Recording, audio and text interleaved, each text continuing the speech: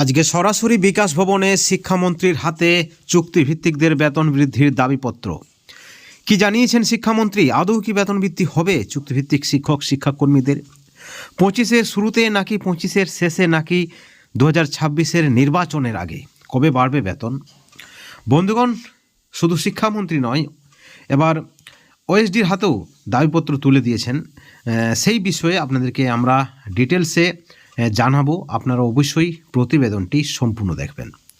বন্ধুগণ, আমরা বারবার আপনাদেরকে জানিয়ে রাখি, চুক্তিভিত্তিক শিক্ষক শিক্ষাকর্মী যারা রয়েছেন তাদের দাবির বিষয়ে আমরা বিভিন্ন প্রতিবেদনও বলেছি যে সরকারের একটা চিন্তাভাবনা রয়েছে দাবি পূরণের, কিন্তু তারপরেও কিন্তু সেই দাবি পূরণ হচ্ছে না।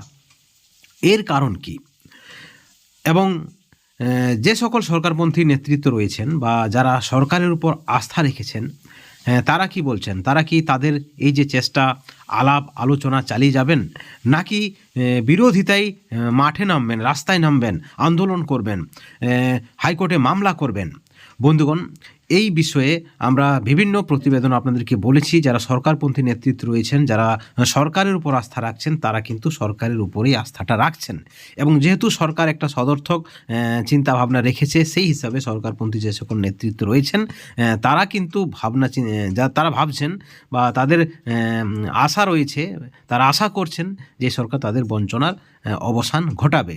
ঠিক এই পরিপ্রেক্ষিতে আপনারা সকলে জানেন, যারা পার্ট টাইম শিক্ষক রয়েছে, যারা আংশিক সময়ের শিক্ষক, যারা ম্যানেজিং কমিটির দ্বারা নিযুক্ত, আমরাই আপনাদেরকে জানিয়েছিলাম যে তাদের যেহেতু কম্পোজিট গ্রেড থেকে বা উন্নয়ন তহবিল থেকে বেতন বা ভাতা হয়, সেখানে কেন্দ্র সরকার সর্বশিক্ষা মিশনের টাকা বন্ধ করে দেওয়ায় বিভিন্ন স্কুলের যে সকল সবজি বা স্কুলের পুকুরে মাছ চাষ করে বা যারা প্রাক্তন রয়েছেন তারা চাঁদা আদায় করে এই সকল আংশিক সময়ের শিক্ষক শিক্ষিকাদের বেতন দিচ্ছিলেন বা ভাতা দিচ্ছিলেন। এই খবরটা আমরা আগে আপনাদেরকে জানিয়েছি। এবং তারপরেই পার্ট টাইম শিক্ষক নেতা মাননীয় সমীর কুমার দেওঘরিয়া মহাশয়ের নেতৃত্বে আজকে একদল প্রতিনিধি যায় সরাসরি বিকাশ ভবনে।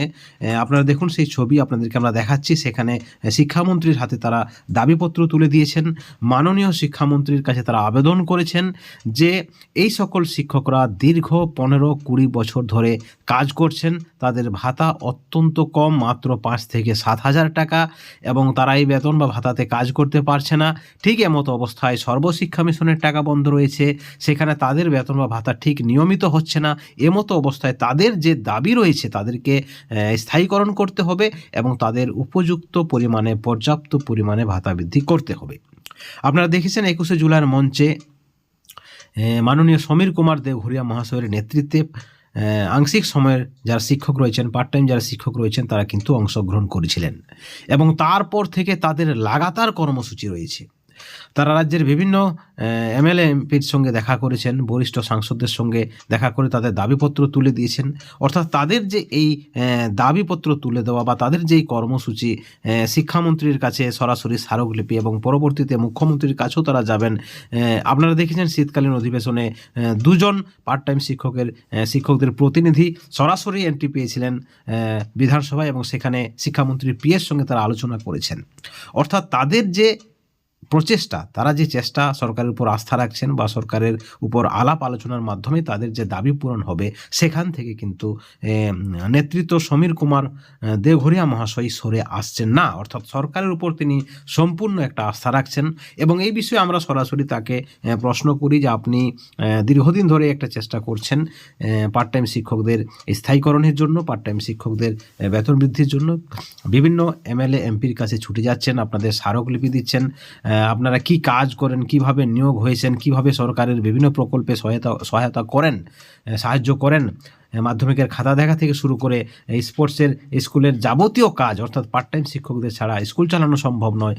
এই সকল বিষয়গুলি আপনারা আপনারা করেন, বিভিন্ন জনপ্রতিনিধির কাছে গেছেন, এমএলএ এমপিদের কাছে গেছেন তৃণমূলের, কিন্তু তা সত্ত্বেও আপনাদের সুরাহা হয়নি বা সরকার তাদের আপনাদের বেতন বা ভাতা বৃদ্ধি করেনি এবং সেই সঙ্গে স্থায়ীকরণ করেনি। এমতো অবস্থায় আপনি কি রাস্তায় নামবেন? আপনি কি আন্দোলন করবেন? আপনি কি হাইকোর্টে মামলা করবেন? তিনি পরিষ্কার জানিয়ে দিয়েছেন যে সরকারের উপর তাদের সম্পূর্ণ আস্থা রয়েছে। সরকারের বিভিন্ন কর্মসূচিতে তারা সরাসরি অংশগ্রহণ করেন এবং আজকে বিকাশ ভবনে তারা গেছেন। বিকাশ ভবনে শিক্ষামন্ত্রীর কাছে তারা স্মারকলিপি দিয়েছেন, সেখানে সমস্ত তথ্য তারা তুলে ধরেছেন এবং তিনি আশাবাদী এই সরকার, মানবিক মুখ্যমন্ত্রী তাদের শীঘ্রই স্থায়ীকরণ করবেন এবং তাদের উপযুক্ত পরিমাণে বেতন বা ভাতা বৃদ্ধি করবে। পার্ট টাইম সরকারপন্থী নেতৃত্ব মাননীয় সমীর কুমার মহাশয় তিনি আশ্বাস দিয়েছেন বা তিনি সরকারের উপর আস্থা রাখছেন যে 2025-এই তাদেরকে স্থায়ীকরণ করা হবে, যেমনটা তিনি মনে করছেন, এবং সেই সঙ্গে 2025 সালের মধ্যেই তাদের একটা উপযুক্ত বেতন বা ভাতা বা বেতন কাঠামো দেবে রাজ্য সরকার। কারণ তারা যে কাজটা করছে অত্যন্ত দায়িত্বের সঙ্গে তারা কাজ করেন এবং এই কাজ শিক্ষাদান, এই কাজ স্কুলের যাবতীয় কাজ, অর্থাৎ তাদের যে কাজ অত্যন্ত বড় কাজ, একটা দেশ গড়ার কারিগর তারা। এমতো অবস্থায় সরকার তাদেরকে দীর্ঘদিন বঞ্চিত রাখতে পারে না, কারণ এই সরকার মামাটি মানুষের সরকার। বিভিন্ন দপ্তরে ভাতা বৃদ্ধি করেছে, বিভিন্ন দপ্তরের কর্মীদের স্থায়ীকরণ করেছে এবং তিনি মনে করছেন যে অবশ্যই সঠিক সময়েই সরকার তাদের দাবিটা মেনে নেবেন এবং তারা নিয়মিত এবং দফায় দফায় তারা কিন্তু দাবিপত্র পেশ করবেন শিক্ষামন্ত্রী এবং মুখ্যমন্ত্রীর কাছে। অর্থাৎ তাদের যে কর্মসূচি যতদিন না দাবি পূরণ হচ্ছে তারা কিন্তু জারি রাখবেন। অর্থাৎ তারা কোথাও হতাশ হচ্ছেন না বা হতাশ হওয়ার কোনো জায়গা নেই বলেই জানিয়ে দিয়েছেন পার্ট টাইম শিক্ষক নেতা মাননীয় সমীর কুমার দেওঘরিয়া মহাশয়। শুধু আজকে শিক্ষামন্ত্রীর কাছে নয়, আজকে তারা council of higher secondary education এবং বিদ্যাসাগর ভবনে বোর্ড সভাপতি এবং ওএসডিকে স্মারকলিপিও তারা দিয়েছেন। অর্থাৎ তাদের এই যে চেষ্টা, ধারাবাহিকভাবে তাদের যে দাবি আদায়ের একটা চেষ্টা মাননীয় সমীর কুমার দেওঘরিয়া মহাশয়ের নেতৃত্বে, এবং তারা মনে করছে তারা সফল হবেন। তাদের সংগঠনের কোনো দ্বিমত নেই এবং তাদের যে সংগঠন রয়েছে সেখানে নেতৃত্ব যেভাবে তাদেরকে পরিচালনা করছে সেইভাবেই কিন্তু তাদের সংগঠন বা কর্মচারীরা, প্রতিনিধিরা কিন্তু কাজ করছেন। অর্থাৎ আমরা দেখেছি অন্যান্য চুক্তিভিত্তিক শিক্ষাকর্মীদের ক্ষেত্রে একাধিক সংগঠন, নানা মুনির নানা মত, নেতৃত্বদের বিভেদ। যেমন আপনারা পার্শ্ব শিক্ষকদের মধ্যে দেখেছেন একদল সরকারপন্থী, তারা চাইছেন সরকারের সঙ্গে আলোচনার মাধ্যমে দাবি আদায় হবে। ঠিক অপরদিকে বঞ্চিত ফোরামের পক্ষ থেকে 6 ডিসেম্বর তারা রাস্তায় নামলেন। অর্থাৎ এই ধরনের কোনো কিন্তু বিভেদ বা মতামতের মানে একতা রয়েছে, মতামতের মধ্যে তাদের কোনো ভেদ বা বিভেদ নেই, যার একটা সুফল মাননীয় সমীর কুমার দেওঘরিয়া মহাশয় আশা করছেন শীঘ্রই তাদের দাবি পূরণ করবে এই সরকার, তেমনটাই তিনি আশাবাদী। এই ভিডিওর পরিপ্রেক্ষিতে অবশ্যই আপনাদের মতামত, আপনাদের প্রতিক্রিয়া চ্যানেলের কমেন্ট সেকশনে আপনারা কমেন্ট করে জানাবেন। সকলে ভালো থাকবেন, সুস্থ থাকবেন। Thank you so much.